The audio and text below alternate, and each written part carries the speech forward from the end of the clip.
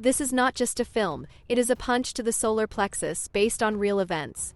The story begins with the arrival of the first death train at the newly established Auschwitz concentration camp. Among the exhausted and confused prisoners is Tadeusz Pachikowski, a former Warsaw boxing champion. On the platform of hell, he stands not in gloves, but with empty hands and a shaved head. But his only weapon is his memory. On the parade ground, a German officer coldly informs the new arrivals, "You are the first, but far from the last. Your fate is sealed. In 3 months you will die." Tadeusz is lost in his memories, how his home was surrounded by Germans, how war burst into his life. The next day, it's the quarry. Some don't make it through the first few hours. Tadeusz picks up a piece of tarpaulin from a lifeless body, not out of pity, but to wrap it around his neck and protect himself from the cold. During the meager distribution of rations, he witnesses a small but telling act of cruelty. A capo takes bread from a teenager named Janek. But he is just as much a prisoner as they are. Collaborationism in a cage. In the carpentry workshop, the hungry Janek recognizes Tadeusz Teddy, the very same contender for the Polish lightweight boxing title. But the hero himself does not want to remember the ring and his former glory. There are no champions in the camp. Here, everyone is equal in their humiliation. One day, Tadeusz has the opportunity to take some furniture to the commandant's house. There, risking his life, he hides several apples in his shirt. He gives one to Janek, but Janek does what he wants. He shares the fruit with another old prisoner. In the end, the hero sacrifices his second apple. Tadeusz and Janek barely have time to enjoy the taste of the stolen apple before the workshop doors burst open and the camp commandant appears in the doorway. They are led out to the parade ground and lined up against the wall, but with an addition to the ritual: apples on their heads. The officer plays William Tell, shooting at random. Only the folk hero always hits the target. Here, the bullet flies into the head, and the old man falls down dead. When the commandant orders Tadeusz to put the fruit on his head, he demonstratively sinks his teeth into it. If he is to die, he will not die on an empty stomach. The pistol is raised, but at the last moment Janek begins to quote Schiller. Irony of fate, a German poet saves a Polish life. Impressed by the boy's education, the commandant cancels the execution and replaces it with flogging. At night, another scene. Prisoners sleep on boards while Jews are led to the showers. But instead of water, there is gas. The screams, impossible to forget, can be heard by everyone. But the morning brings a new cruel game. A guard throws a sausage on the ground, forcing the prisoners to fight like animals. The winner is the one who remains standing. The prize is the promise of food. When it is Tadeusz's partner's turn, he steps forward himself. The attempt to hit him fails. Boxers never forget how to dodge. Then another collaborator suggests turning it into a spectacle, a fight against Tadeusz. If he wins, he will get bread. If he loses, his fate will be in the hands of the Germans. A circle is drawn on the dirty ground and they begin to beat each other, an old sporting tradition. Tadeusz dodges at first, but then strikes a blow and his opponent falls, covered in blood. In the barracks, Tadeusz shares his ration, and Janek tells the others what happened. The next day, to boost the soldiers' morale, the authorities organize a competition, fights between prisoners. Tadeusz boxes with a German soldier and wins. For this, he is transferred to light work and given extra food. For the first time in a long time, he has a chance to catch his breath and regain his strength. In the infirmary, he asks for medicine not only for Janek, but also for the Jewish prisoners.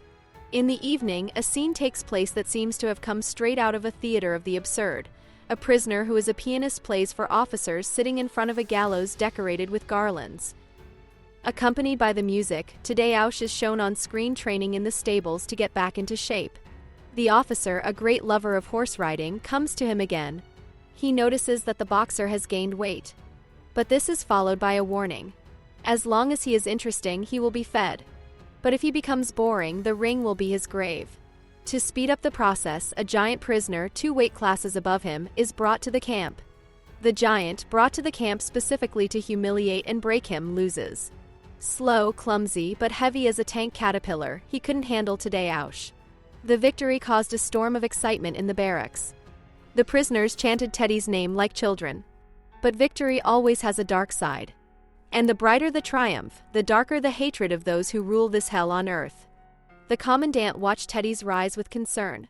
Stars, even camp stars, should not shine without his permission. Meanwhile, a tragedy unfolds in the infirmary. A girl who tried to pass food to Polish prisoners is caught. An officer smiles and gives her a choice: undress or die. She chooses the third option. She grabs his gun and shoots him. In response, a burst of automatic gunfire rings out through the crowd. Among the witnesses is Janek, the boy whom Tadeusz took under his wing. The boy who was in love with the girl who died. Later, Tadeusz witnesses another scene. A German fighter nicknamed Hammer, a former German champion, is training on prisoners. This angers Tadeusz and he challenges him. Janek's freedom is at stake.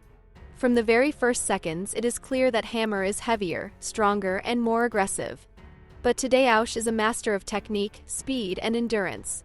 He dodges, hits his opponent's body, knocks the wind out of him, and hits him on the head. The prisoners chant his name because he has become a symbol of hope for them. On the officer's orders, the Pole is brought water.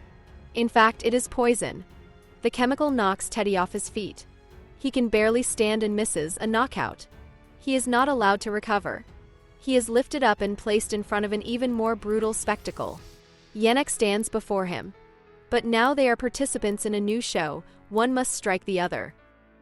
Tadeusz refuses. They intimidate him. If he does not fight, the boy will be shot. Tadeusz asks Janek to strike him with a trembling voice. But Janek stands motionless. Then one of the guards pulls the trigger himself. Stunned, Tadeusz does not resist as he is dragged to the pillory. They strip him naked and hang him by his hands. A sign with the word champion is hung around his neck. The morning after hell arrives, as always in Auschwitz, without sun, without hope.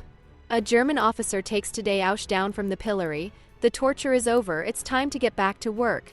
Half naked and beaten, he staggers toward the pits where charred bodies are smoldering. The bodies of those who did not survive the night. He sinks into the ashes as if into a grave, but among the ashes he notices something impossible, a charred wooden figure of an angel. It is the very gift that Janek once carved for the girl who was shot for trying to save others. A symbol of childhood love, left behind in a world where love is a crime. Clutching the angel in his hand, Tadeusz stands up. At the same time, another spectacle unfolds in the camp for honored guests. A thug in the ring is beating a random prisoner. But then a bloodied, ash-covered man enters the ring.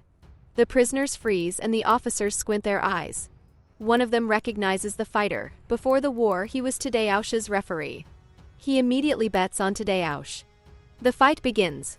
Hammer manages to break Tadeusz's jaw and he falls. The referee begins the count and everyone freezes. But on 8 he gets up. Now even the soldiers who yesterday looked at him like cattle are shouting his name. The second blow and Hammer trembles. The third, and the German falls. Tadeusz is declared the champion of Auschwitz. After the fight, the officers announce that he is being transferred. The guests enjoyed the performance so much that they want to see it again. Tadeusz walks through Auschwitz with gloves on his shoulders and his face broken. The prisoners nod to him with respect, gratitude, and farewell. And only in the finale, years later, in a free Poland, do we see Tadeusz in a sports hall. He is training children. Among the medals and certificates is a burnt wooden angel. A small witness to great pain. A memory that cannot be burned even in the ovens of a death camp.